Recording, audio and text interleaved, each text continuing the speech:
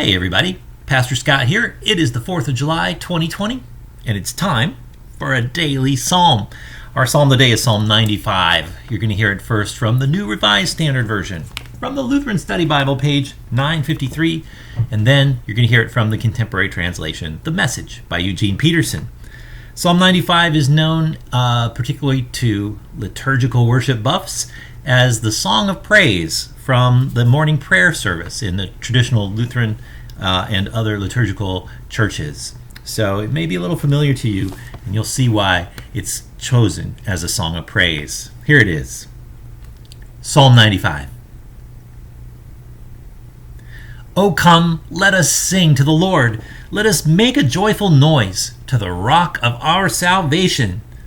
Let us come into his presence with thanksgiving. Let us make a joyful noise to him with songs of praise. For the Lord is a great God and a great King above all gods. In his hand are the depths of the earth. The heights of the mountains are his also. The sea is his, for he made it, and the dry land which his hands have formed. O come, let us worship and bow down. Let us kneel before the Lord our Maker. For he is our God, and we are the people of his pasture and the sheep of his hand. Oh, that today you would listen to his voice. Do not harden your hearts as at Meribah, as on the day at Massah in the wilderness, when your ancestors tested me and put me to the proof, though they had seen my work. For 40 years I loathed that generation and said, they are a people whose hearts go astray, and they do not regard my ways. Therefore, in my anger I swore, they shall not enter my rest.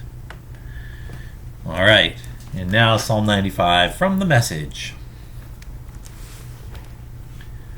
Come, let's shout praises to God. Raise the roof for the rock who saved us.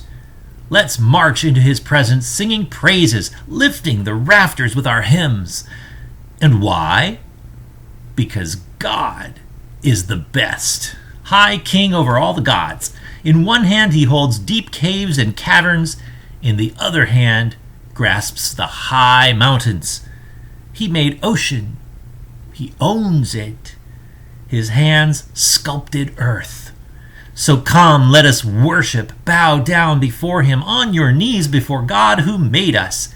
Oh yes, he's our God, and we're the people he pastures, the flock he feeds.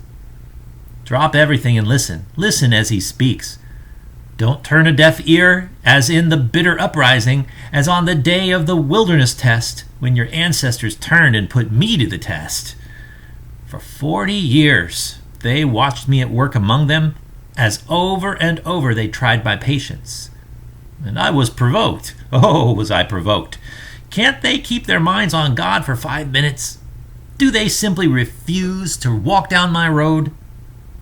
Exasperated, I exploded. They'll never get where they're headed, never be able to sit down and rest.